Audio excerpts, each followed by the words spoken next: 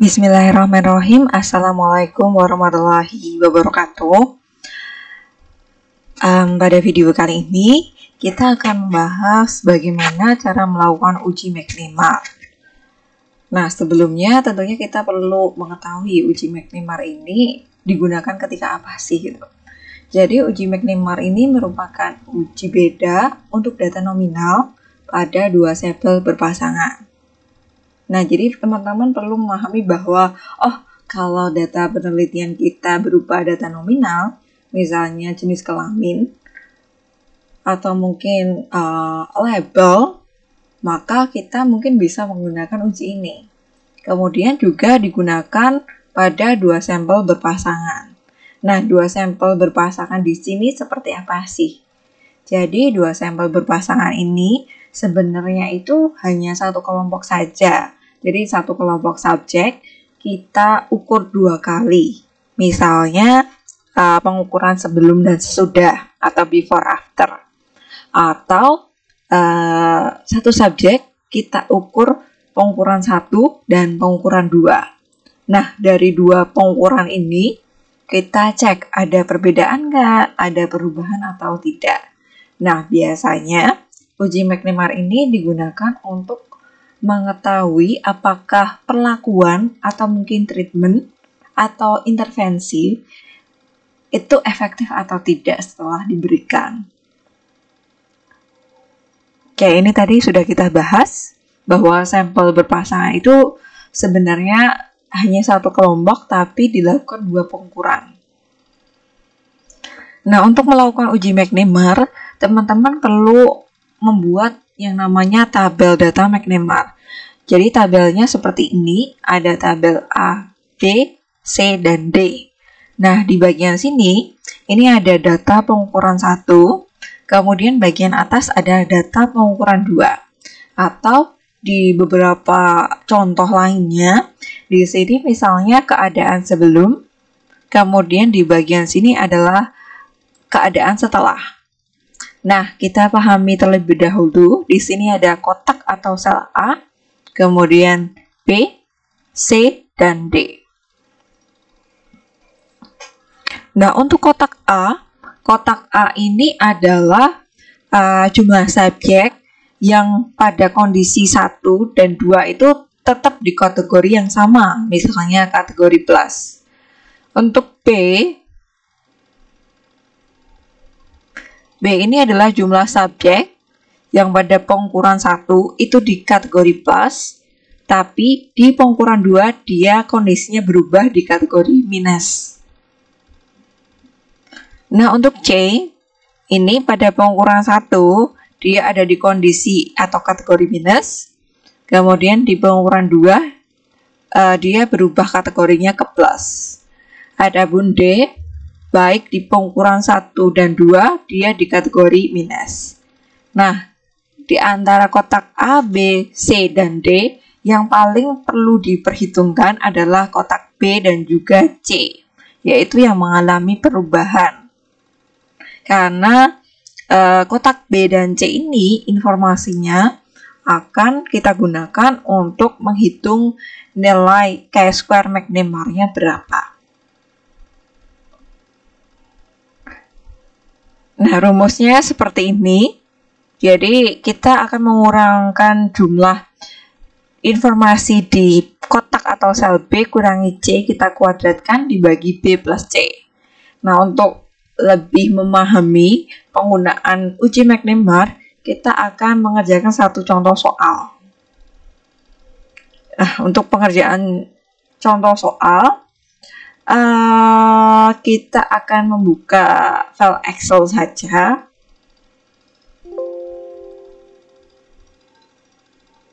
Oke, jadi soalnya sebagai berikut.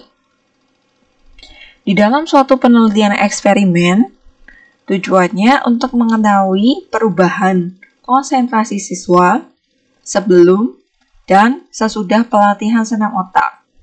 Sebelum pelatihan, 30 siswa tidak konsentrasi. Nah, informasi ini kita rangkum terlebih dahulu agar kita lebih mudah dalam mengisi kotak-kotaknya. Jadi, sebelum pelatihan ada 30 siswa yang tidak konsentrasi. Kita rangkum dulu. Kemudian 20 siswa konsentrasi.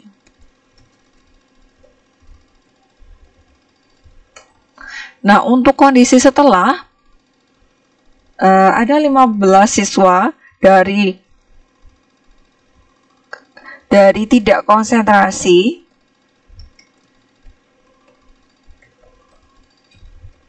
berubah menjadi konsentrasi.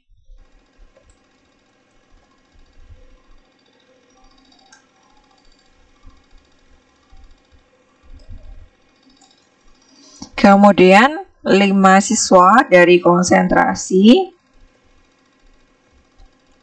menjadi tidak konsentrasi.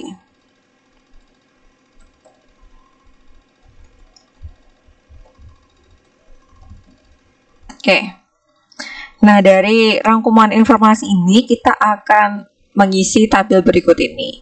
Tapi sebelum mengisi tabel, alangkah lebih baiknya teman-teman memformulasikan hipotesis terlebih dahulu, seperti informasi di PPT. Jadi, hipotesisnya apa sih gitu? Jadi ada H0. H0 itu biasanya dicirikan dengan ada kata-kata tidak terdapat, atau mungkin tidak ada perubahan konsentrasi siswa sebelum dan sesudah pelatihan senam otak. Nah, untuk H alternatif ini dicirikan ada kata-kata terdapat atau ada perubahan konsentrasi siswa sebelum dan sesudah pelatihan senam otak. Nah, selain merumuskan hipotesis, teman-teman perlu menetapkan taraf signifikansi, di mana kalau penelitian psikologi, taraf signifikansi atau probabilitas kesalahannya itu maksimal 5%. Dengan demikian, taraf kepercayaannya yaitu 95%. Nah, untuk kriteria pengujiannya, selama chi-square hitung kita lebih dari chi-square tabel atau chi-square tabel, maka H alternatif diterima, yaitu ada perbedaan. Nah, ini kita hitung dulu di Excel. Oke, yang pertama kita akan mengisi kotak atau sel A, yaitu jumlah siswa yang dari awal, yang dari sebelum dan sesudah itu tidak konsentrasi itu ada berapa. Oke, kalau sebelum jumlah siswa yang tidak konsentrasi itu ada 30. Nah, tapi setelah pelatihan senam otak, nah ternyata ada yang berubah.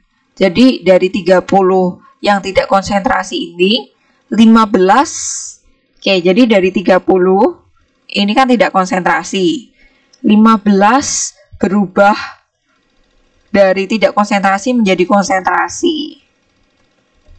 Nah, sisanya yang tetap tidak konsentrasi berarti kan ada 15.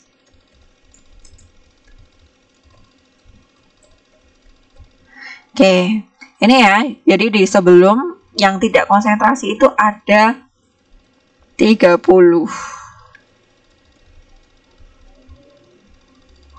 Nah, tapi dari 30 yang tidak konsentrasi ini ternyata 15 berubah jadi konsentrasi.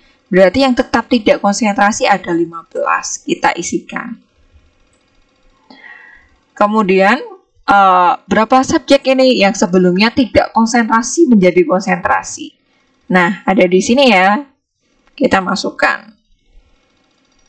Ini ya, 15 tidak konsentrasi menjadi konsentrasi. Nah, untuk kotak C, ini kan A, B, C. C itu yang konsentrasi menjadi tidak konsentrasi. Nah, di sini sudah ada 5 orang. Kemudian yang D, yang sebelumnya konsentrasi dan setelahnya tetap konsentrasi ada berapa orang? Yaitu 20 dikurangi 5, ada 15. Nah, nanti yang kita pakai adalah kotak B dan kotak C ini. Nah, setelah kita sudah selesai mengisi tabel ini, kita bisa melakukan penghitungan chi-square hitung dengan memasukkan rumus. Oke, sama dengan kurung buka 2 kali. Sel B-nya di sini 15 dikurangi 5 kurung tutup. Nah, kita perhatikan rumusnya di sini perlu dikuadratkan. Kita kuadratkan dulu, kemudian tutup kurung, dibagi kurung buka P ditambah C, 15 ditambah 5 kurung tutup. Kita enter, ketemunya berapa? Nah, ternyata K square hitung atau S kuadrat hitung didapat 5. Nah, setelah mendapat nilai K square hitung, teman-teman perlu mengestimasi yang namanya K square tabel. Nah, tapi untuk mengestimasi K square tabel, teman-teman perlu menghitung derajat bebas atau dB ini. Derajat bebas, rumusnya adalah baris dikurangi 1 kali kolom kurangi 1. Di sini jumlah barisnya ada 1, 2. Kolomnya ada 1, 2. Berarti sama dengan barisnya 2 dikurangi 1 dikali kolomnya 2 dikurangi 1. Jadi derajat bebasnya ada 1.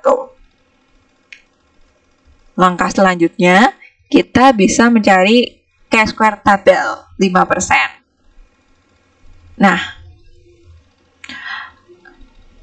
rumusnya pakai chain V kurung buka. Nah, di sini ada probabilitas kesalahan kita pakai 0,05. Nah, tapi di Excel itu kan ada yang komanya pakai titik, ada yang pakai koma. Kita cek dulu. Tempat Butria, Excel-nya pakai koma atau titik. 1 dibagi 2. Oke, ketemunya 0 pakai koma. Kalau tempat teman-teman pakai titik, ya berarti nanti pakai titik ya. Chain V kurung buka, probabilitasnya pakai 0,05. Degree of freedom-nya 1. Nah, di sini kita sudah mendapat K square tabelnya 3,841. Nah, untuk membuat kesimpulan, teman-teman perlu membandingkan apakah K square hasil hitung ini lebih dari atau kurang dari K square tabel. Oke, K square hitungnya ditemukan sebesar 5, K square tabelnya ditemukan sebesar 3,841. Nah, ternyata K square hitungnya itu lebih dari K square tabel. Nah, kalau K square hitung lebih dari K square tabel, maka H0 ditolak, H alternatif diterima. Berarti kesimpulannya adalah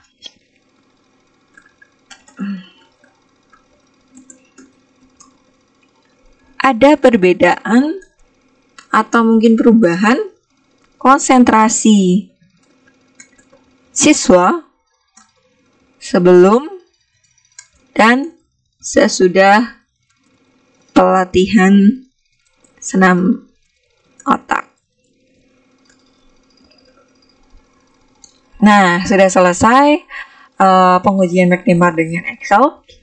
Semoga teman-teman mudah untuk memahami materi hari ini dan semoga juga bermanfaat. Terima kasih. Wassalamualaikum warahmatullahi wabarakatuh.